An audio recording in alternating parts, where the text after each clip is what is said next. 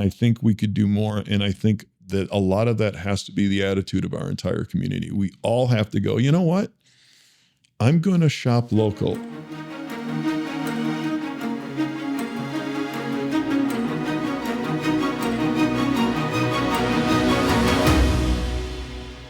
Welcome to Shaping the Basin. I'm here with Scott Siragusa. Welcome. You're with Running Y. Yes. But you're also this year's chamber president. I am. Very good. When you started on the board 6 years ago, did you think I want to be president someday? No, not at all. It started with a phone call. I was new to town. I got a call from Derek DeGroot, and he asked me if I'd be interested. And I'm a firm believer that everyone, and I do mean everyone, should serve in their community in some fashion. So I sat down with you, with Joe Spinellini, Rich Schuster. And then after I joined, I got a phone call from Matt Bogate, and he said, "Oh, sucker." He goes, "You're in Klamath Falls. Once you serve, everybody will want you to serve." And it's true, but it's also part of what's kind of cool about Klamath Falls. So no aspirations whatsoever than to get involved with the community. We're going to talk a little bit more about the chamber than we normally do on these podcasts because you're the president. Sure. But before coming here, did you know anything about a chamber of commerce, really? No, I wasn't really involved. I mean, I was always involved in every community, but the chamber was something I didn't fully understand, or at least what I believed to have understood may or may not have been true. It certainly wasn't true for this chamber, but to be quite frank, I don't have any experience with any other chamber, so maybe we're a little different. If all chambers were like this, though, I think I probably would have gotten involved with others as well. Well, I certainly appreciate that. You're welcome. But tell me a little bit about your background. What did you come to Klamath to do? So I was, you mentioned that I'm a partner at the Running Y, but the reality is I tell everybody I'm retired because I am. I don't take meetings I don't want to take, and I don't do things I don't want to do anymore, which is, I highly recommend retirement for anyone. But I came to Klamath Falls. I was still employed. I was employed by a major manufacturer. And when I say major, I'm talking $1.7 billion a year in sales. And I was overseeing a division that had factories, 3 of them around the country, but we had a factory in Tacoma, Washington, Stockton, California. And it was just really difficult to get good quality employees. And so we made the difficult decision to close those 2 factories and build one large brand new factory. And after looking in multiple locations, we finally settled on Klamath Falls. And it was a 1-year process where we vetted out multiple locations and multiple states. What was it like building? The company itself was obviously well established, but what was it like to build a company like from the ground up here in Klamath? It's interesting because it's always difficult to see how great you have it when that's the only backyard you know. We've done a lot of projects. I'm speaking of my former self in other parts of the world, and Klamath is exceptional to do something like that. And what I can only compare it to Medford. Anybody that's listening from Medford, sorry guys. But the truth is that when I sat down with Medford, we had an extremely aggressive timeline. And their exact words to me were, "You'll still be in permitting a year from now." When I sat down with Klamath Falls, and when I say Klamath as a whole, we're talking about a lot of people, the city, the county, State Representative Retschke. I mean, a lot of people. And everyone said the same thing. We won't cut any corners. It's a really aggressive timeline, but this is important to the community and we're going to make it happen. And they did. So people don't truly understand that Klamath Falls not only has it together as a community, but over other communities in Oregon. We had a vice president who, when we had really kind of narrowed it down, said anywhere but Oregon. Well, when I drilled through, many of and this is from our board of directors, many of them were former GE Capital folks. And her experience was in building a chemical factory in Portland. Yeah, it was probably a different experience than so it depends on the type of business you want to build, Klamath Falls is exceptional. And I think we've got with every community, there's things we could absolutely do better, no question. We've got our act together a lot more than people realize in this community. I would not hesitate to recommend bringing a business here.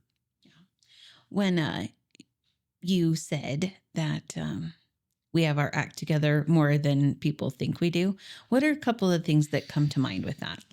Honestly, where do you think we've got it going? Certainly in the ability to work together. You've heard me say this 1,000 times in our friendship. There's that old saying, 6 degrees of separation or 6 degrees of Kevin Bacon, depending on how you want to look at it. And I always tell people Klamath Falls is 3 degrees. It is literally, I cannot know someone and need to find an individual that's the head of an organization. And in 3 phone calls, I'll have that person's personal cell phone number.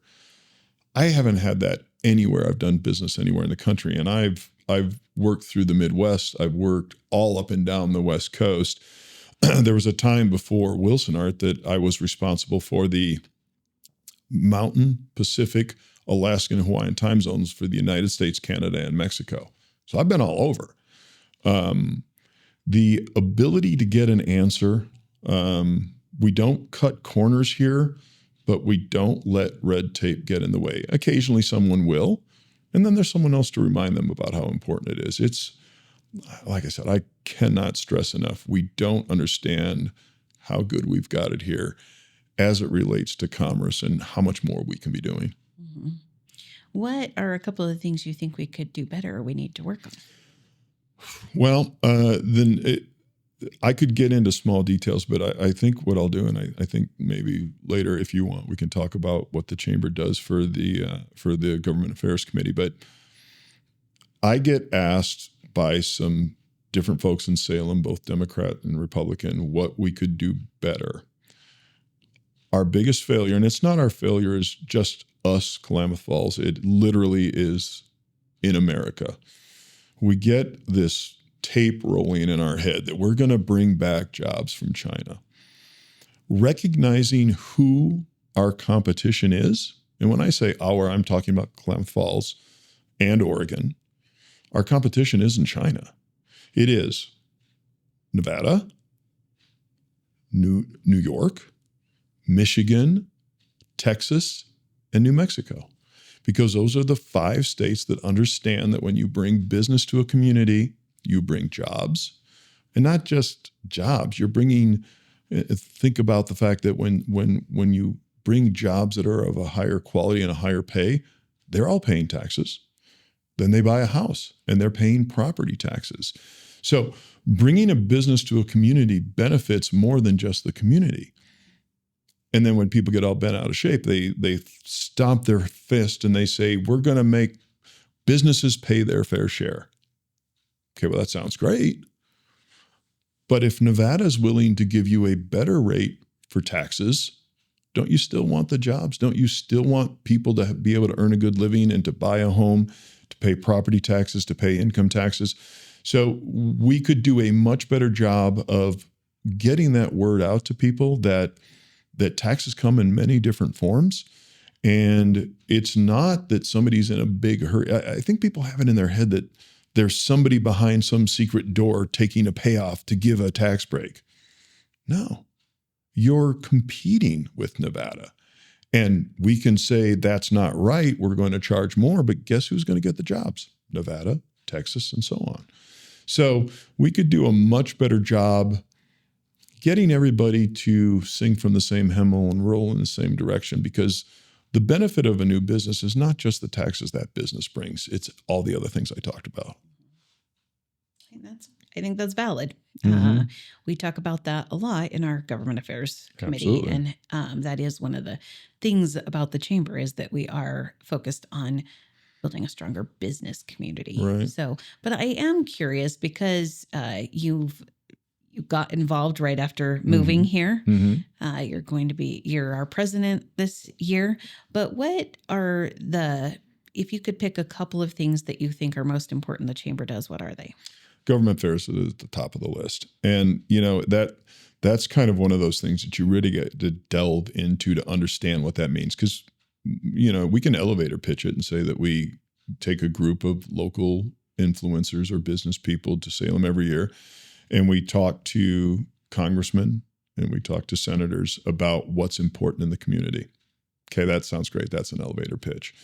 What people really need to understand is we do that for the good of the community. All the other voices they're hearing are lobbyists, and lobbyists are important too.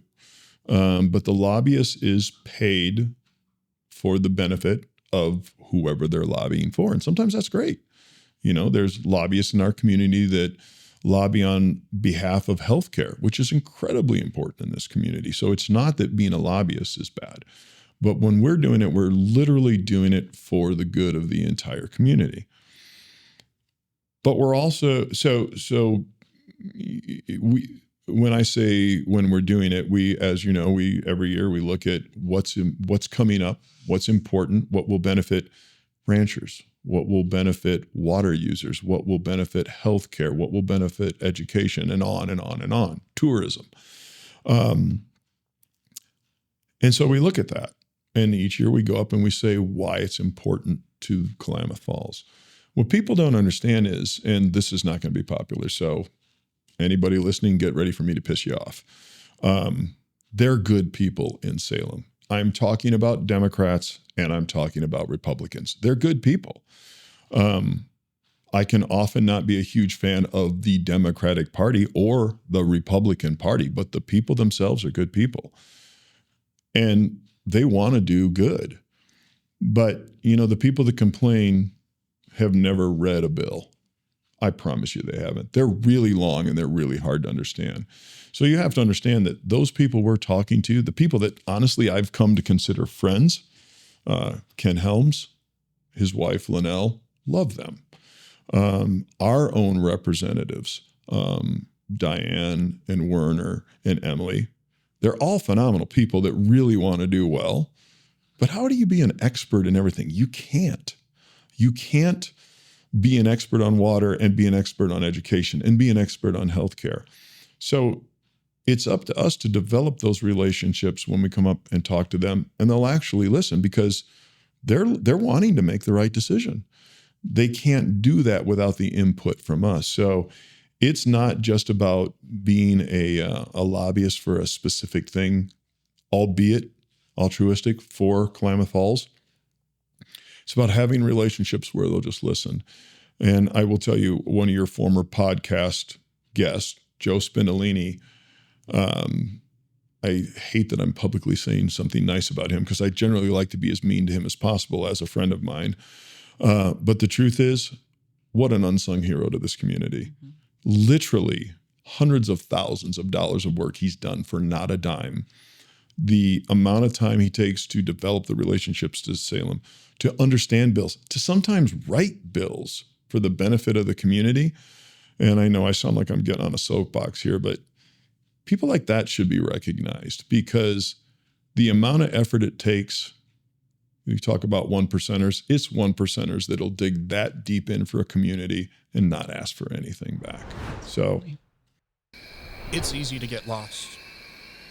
Don't know which path to take, what to post. In the social media jungle, video is king. Your kids are obsessed, your customers are addicted, we're all hooked, and social media sites prioritize videos. So when you're ready to stand out from the crowd, reach out to 40 Deuce Films. Feeling over everything. Love that. And if you could edit that part out so he never hears that, that would be fantastic. We're going to put it on repeat. Could you make sure he doesn't hear it? No, fair enough. Send it to him. Fine, Joe. I love you, bud. So good. That's, the government affairs and growing that was when I became director. One of the things, we had a great group of people that had propped that up. And then I became director and I was like, yeah, let's keep this going and let's build some momentum even further and do that. Joe, and you were right to do that. I mean, what is the point of what we do at the Chamber of Commerce? It's to make things better for our community, primarily businesses, chamber members. But overall, we're trying to make the community a better place, and better business makes the community a better place. You're having the foresight. Now, see, now I'm saying something nice to you, but your ability to have that foresight and to see how important that could be. Again, nobody else was. So good on you. Well, thanks for being a part of it. You're welcome.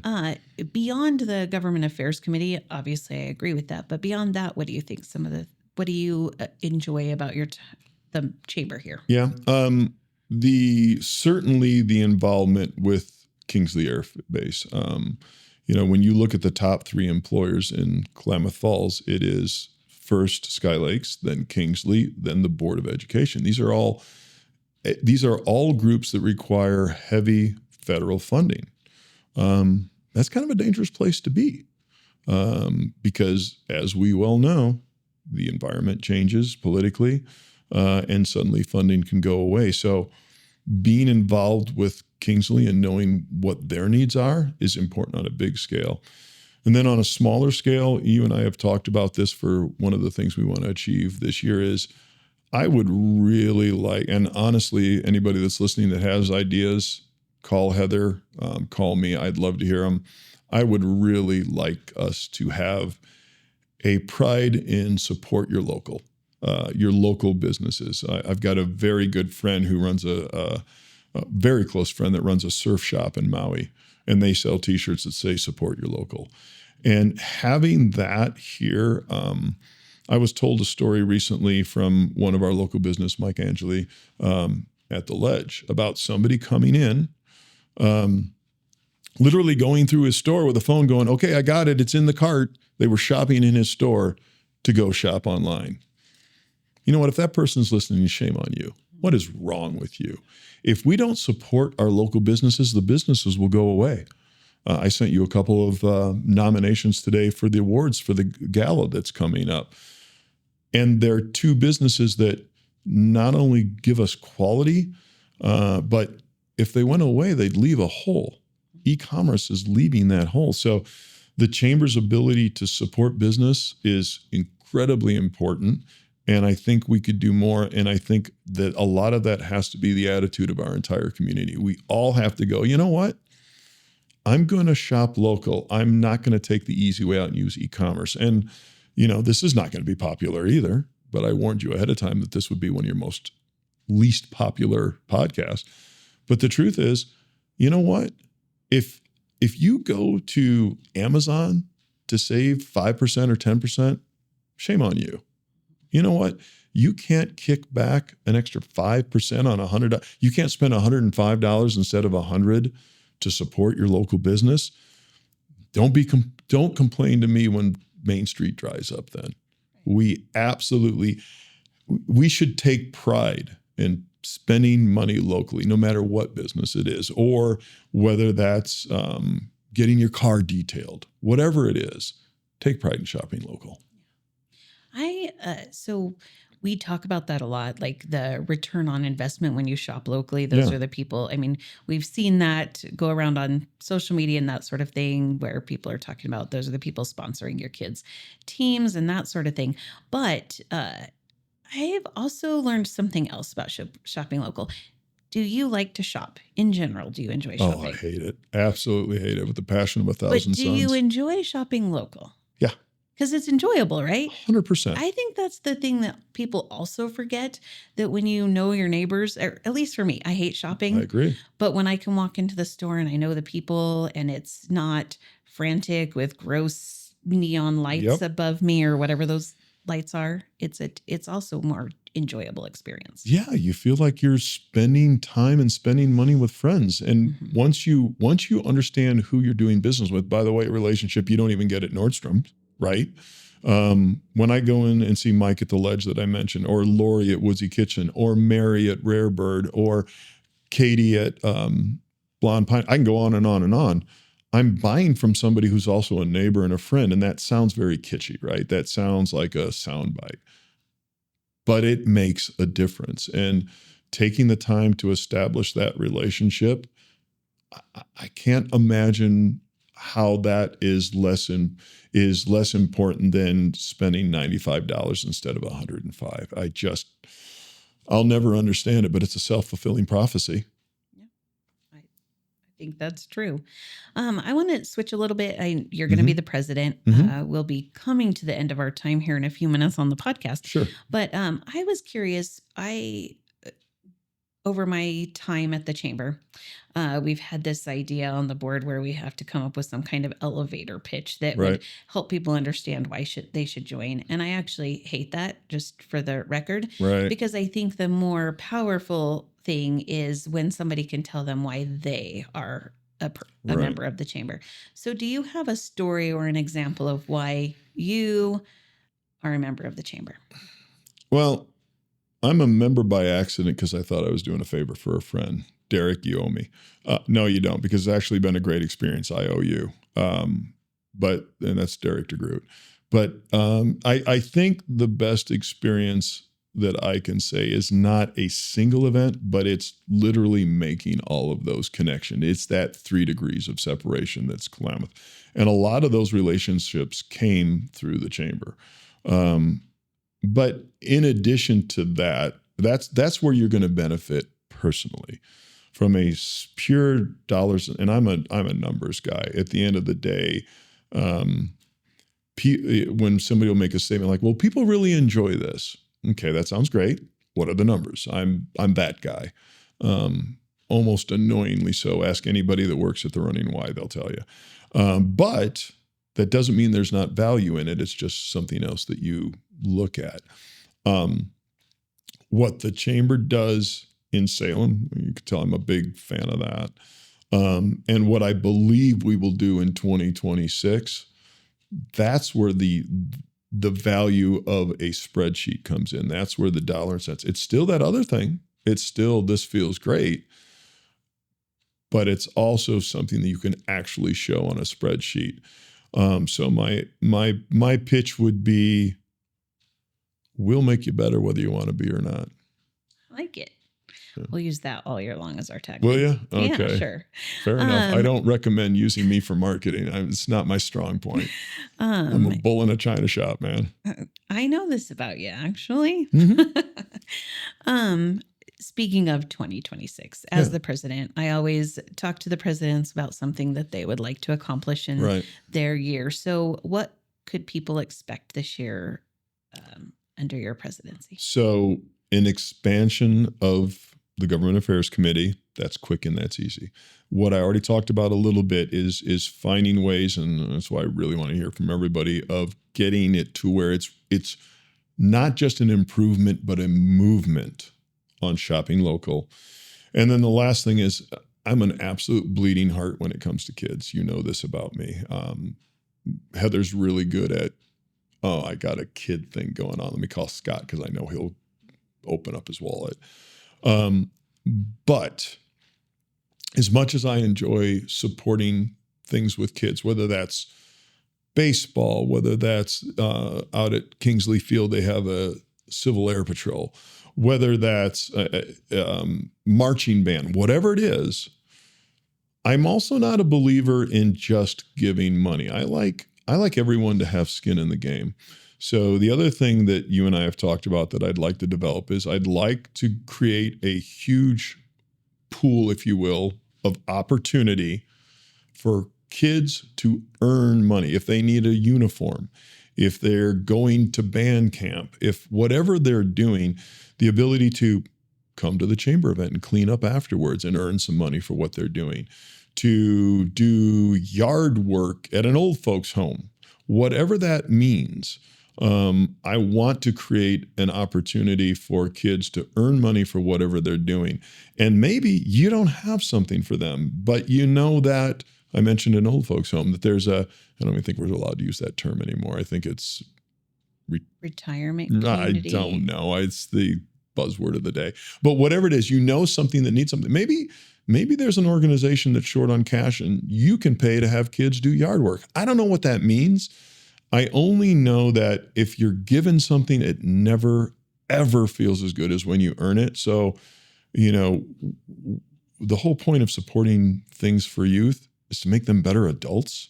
So let's not give it to them. Let's give them opportunity and let them earn it.